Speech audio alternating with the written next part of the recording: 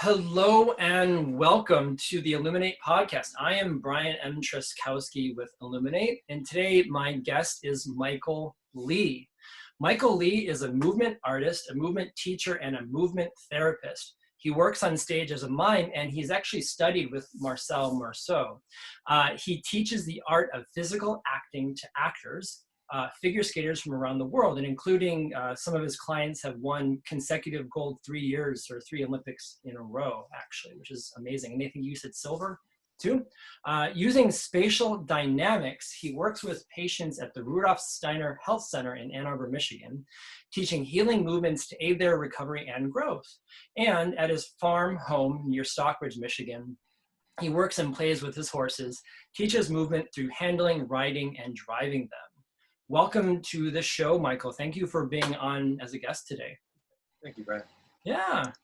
So tell us a little bit more about what you do with your horses. I know you do some really fun things that I want people to hear about what you do with your horses, with people. Well, the first thing that people know about is the riding part. But by using movement, I want the riders, mostly kids, but I have adults too, I want them to understand how the horse moves and how the horse thinks.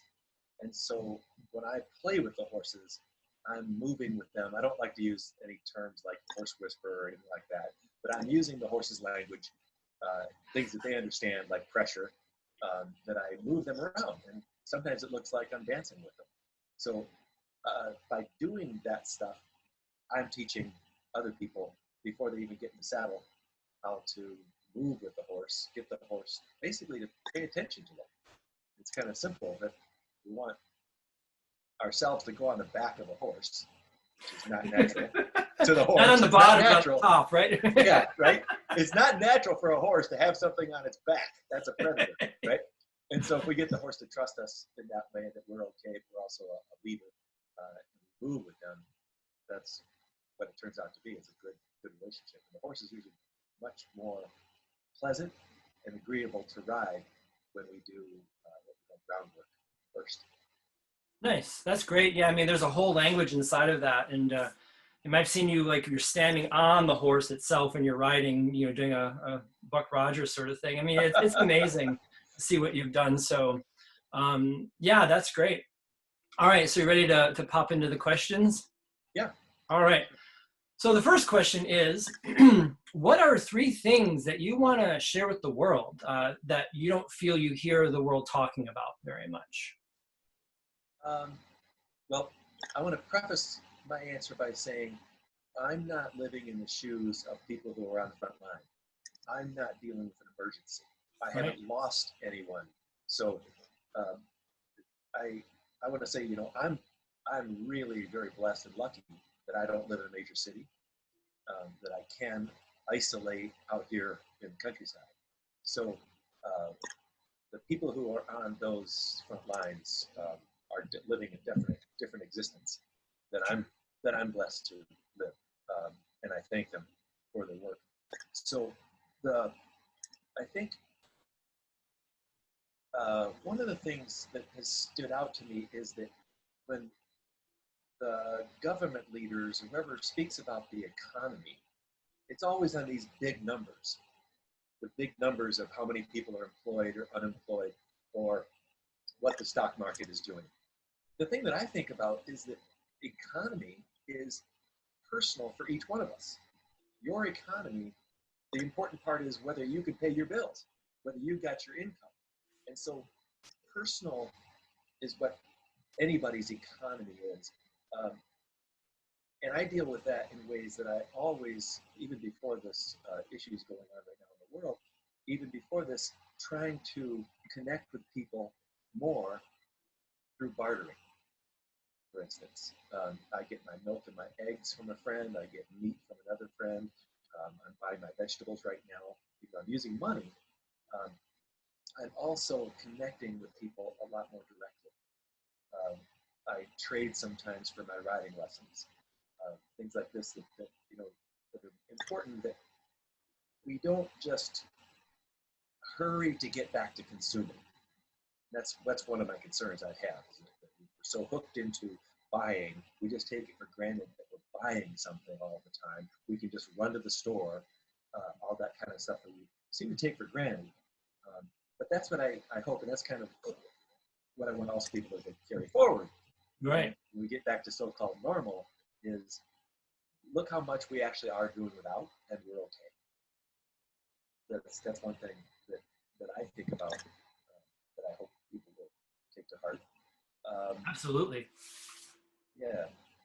The other part, I guess it's kind of connected to that, is that we're actually going easy on the planet right now. And I was just listening to an interview with Bill McKibben yesterday, and not only reminding us that we don't have to fly everywhere, we don't have to do as much travel as we do.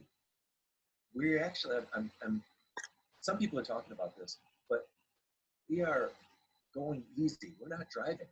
We're not burning gas. We're not burning fossil fuels nearly as much. So I'm feeling like, as a lot of people have said, we're seeing more animals, but we're also looking at a clearer sky right now. And that's heartwarming, at least, even if it's temporary. It feels like we're giving the earth a little respite, and not traipsing all over it quite so much. Yeah. That's the second thing. And the third thing is that we're really not going crazy. And that's like a term that people like to throw around.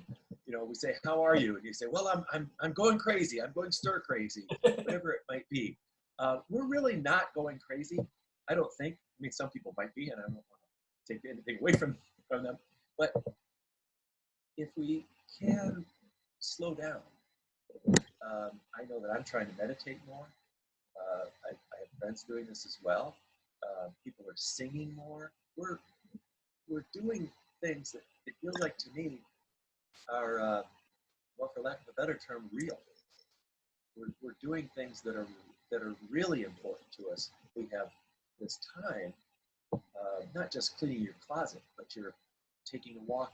Instead of a half-hour walk, you're taking a 3-hour walk. Right. You know, that kind of thing. My sweetheart, she picks up trash where she walks her dogs, and she like has the place, the park, extra clean right now. She's taking longer time to do that, which is inspiring me to say, "Oh, there's trash on the road where I live too. Nice. I've got time. I can go pick up some things too." So that the things that we actually have time to do are not just filling time, but we have time right now to spend doing the things that we really want to do all the time anyway. Right. That's what I've been experiencing that, and some of my friends have. Yeah. And I want you to talk about the conversation you had the other day when you said that with this time it inspired you. I mean, you've done with your horses some fantastic things, including taking your horse and carriage to a festival one time, which was hilarious and fantastic. It was a political statement. It was fantastic. But you also said that, instead of driving to your neighbor's, yard or client's house a few miles down the road, you just took your horse. Yeah. I think that's great. I mean, we obviously don't all have access to that, but that just, I know it feeds you on a soul level to be on your horse anyway. So now you get to saddle up, partner, and just head on down the road, right? And so I think that's great. So it's these little small steps. And for me, like going to visit a friend the other day, he lives, I don't know, mile and a half from me. I'm like, I'm going to bike there. Like, I know I can bike there, but it was just so easy to get in the car and just be that mindless. So it's being really, mirroring what you said, just being really mindful about how are we moving forward and doing those things that really feed us, right? So, you being on a bicycle also, or me being on a horse or walking, I find that I have a lot more contact with people. I'm waving, everybody notices you a little bit more. I once a week I deliver Meals on Wheels around the township where I live, and I'm making it a point to wave to people more. And I don't, not trying to tell everybody they should wave, but I want to just remind us that a friendly wave just goes more. Maybe the guy that I wave to is going to wave to the next guy, maybe. So going on my horse or you going on your bike instead of a car, right? Then you connect with people. I had people stop right along the road and talk to me because I'm on the horse. I'm only going 2 miles an hour. I love it. So that being a playful thing, I'm going to go into our next bank of questions, which is knowing what we know now. Let's say tomorrow, starting tomorrow, you could start to have friends and family over again and have community gatherings. What are 3 fun things that, and I can't wait to hear these, that you would do and you would implement with your guests as they come over, that is unique, knowing what you know now, what would be different? I'm laughing because I always hug my friends anyway, but I feel like I'm going to hug them more. That's one thing I miss, hugging my friends. I've thought for a long time that I would enjoy having more dinner parties, and I really want to just be connected with friends in our homes. It's easy to go out to a movie or go to a show or a concert or something with somebody, but to have not just have somebody over for dinner, but have, if you come over in the afternoon, let's go for a bike ride, a hike, or a horseback ride, and then have dinner, and then what the heck, why don't you just stay overnight? Like have a sleepover, so that's one thing I want to do more, is have expansive time. It goes with my second answer to that as well, is I want to sit quietly with my friends. Not necessarily meditate, but I just want to sit outside, inside, sit beside, look at each other, whatever it is. I just want to sit quietly with my friends and just feel them around, because I guess that's a reaction to how separate we feel right now. That I want to do that. I have to tell you that my heart was breaking the other day when I went to see some friends, and I actually went to their house, but we were standing 10 or 12 feet apart from each other. We couldn't even hug, and my heart was just aching for that. And so, I feel like a parent who hasn't seen their kid in a long time. You just want to hug them and then hug them some more. And the third thing I want to do more with my friends and learn more about myself is forage for food. And it's definitely a seasonal thing. There's ramps coming on right now. There'll be asparagus coming on. There's morel mushrooms that are going to come on. I want to forage with friends. Nice. I found some wild onions. I was actually doing that with a friend yesterday. We found some wild onions. It's the first time I ever found wild onions. I mean, I found other things, but I was like, this is cool. I like this. Yeah. So. Yeah, there are people that know a lot about it, and I'd like to learn more from them, so you don't eat the wrong mushrooms. Well, as they say, there's no such thing as an adventurous mushroom hunter. Right. That's right. You find one and that's no mas, amigo. Yeah. So yeah, absolutely. Well, that's awesome. And I just want to touch on something you said earlier is, I'm curious because there are certain people, like my roommate, we can sit in the same room in silence together and it's not awkward or uncomfortable. For some people, there's like this need to fill the space with something, mindless banter or whatever, right? And I think that's one of the deepest forms of intimacy, is to really sit in silence with a friend and just know that there's no need to fill that space, right? But the choice to fill it with meaningful connection, right? It's a beautiful thing so thank you for sharing that. That sounds amazing. So, and then lastly, what's one message from your heart that you want to share with the world, that, if you can get on the world stage and everyone can hear this message from you, what's one thing that you want people to hear?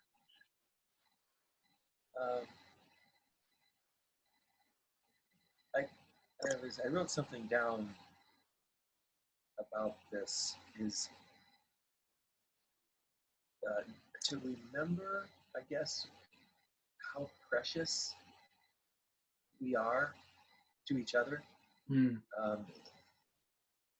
I've over the last couple of years tried to say this to my friends out loud as well. Um, but and you can't walk around with 100 people or 200 people just spilling out your heart. But there's such each of us has our own capacity. But I have recognized how precious friends are, and there's quite a few of my riding students, for instance, and my skating students who are really precious to me. And I don't have to make them feel uncomfortable by getting all mushy, but when I'm with them, I want them to know that I love them, to know by my actions more. So I guess that's what I hope that we can all move toward. The next time I see you, you got a big hug coming. Oh, wait. It's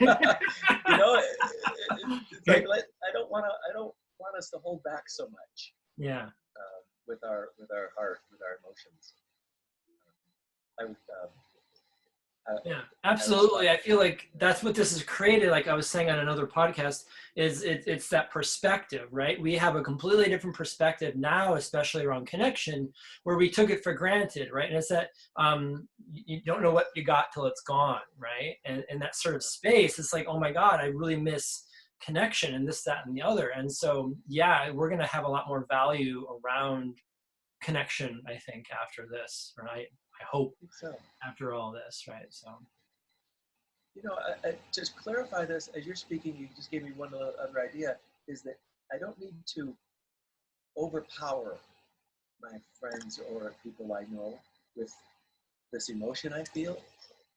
I'm finding that what I'm really hungry for is just to listen to them. With my riding students, I find that I just stop and watch them. And I take them in more like that, and that feels really. I guess that's a little bit more of what I mean, and want to practice more is appreciative listening and observing others instead of just yeah, I mean, you don't have to do this, but I can. Right. Well, I was listening to the Brene Brown Netflix special the other day, and she was recalling she was feeding ducks with her daughter at a lake, and all of a sudden she saw her daughter just doing this. And Brene was like, "What are you doing?" And she's like, and the daughter was, I was recording a memory. And Brene's like, "What are you talking about?" The daughter's like, "This is a special moment for me, and I'm recording it in my mind so that when times get hard or challenging, I have this memory in my head that I can go to help uplift me or whatever." And I was like, and Brene was like, "That was amazing," because it was an overall benign experience. They're just hanging out together, feeding the ducks. But it was something that was small, but huge, for her daughter, right?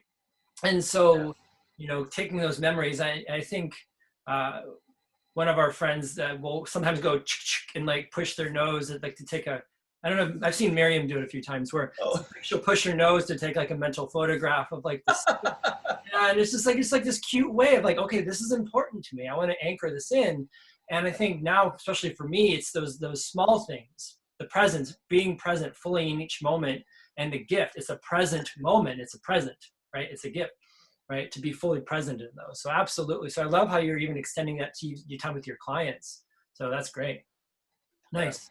So any other parting words, or lastly, if we'll put your contact information in the comments below, but is there anything that you want to share with the world, or how do people get a hold of you if they want to learn more about the amazing Michael Lee mime? That always sounds so strange. You're like, I'm going to do some kind of magic trick now. Okay, watch this. No magic. You're gonna. I'm not even gonna. No, that's your trick. Anyway, there was a little bit of a delay in the what you said there. What you were asking me to. Yeah, if there's any closing statements you want to make, and or how do people get a hold of you? What's your website and other forms of. Oh, okay. There's actually two. One is michaelleemime.com, and the other is gentlerainsfarm.com. Gentle rain. So like horse reins, R-E-I-G-N-S. So, cool. No, not the G. R-E-I-N-S. That Yes. rains. Gentle Rains Farm. Okay, cool. Cool. And we'll have that in the below. So if you're interested, you can just click the link and take you to that. So thank you so much, Michael. Is there any other closing messages that you want to share with the world? Or I want to thank you, Brian. I'm glad you're doing this. It feels honored to be part of it. And by you doing this, it gets us all thinking a little bit more by the questions you ask, and hopefully by my answers, or you asking other people, or people hearing this, watching this podcast, can think about these questions themselves. So that's a really sweet gift I think you're giving by doing the podcast. Thank you so much. Yeah, this truly is a gift, and for the viewers, please share this message. And really, what inspired this whole thing was to get people talking. Not about the world at large, but just like share from their heart and share what's alive with them, and get to connect on a heart-to-heart level. And that I think is really important. So that's kind of what I'm all about. So good. Thank you, Michael, for that gift. Thank you for being here. Thank you all for watching. If you want more information about Illuminate or from Michael Lee, in the comments below, there'll be information on that. So thank you all. Get out there, make a beautiful and blessed day. Thank you all. Take care.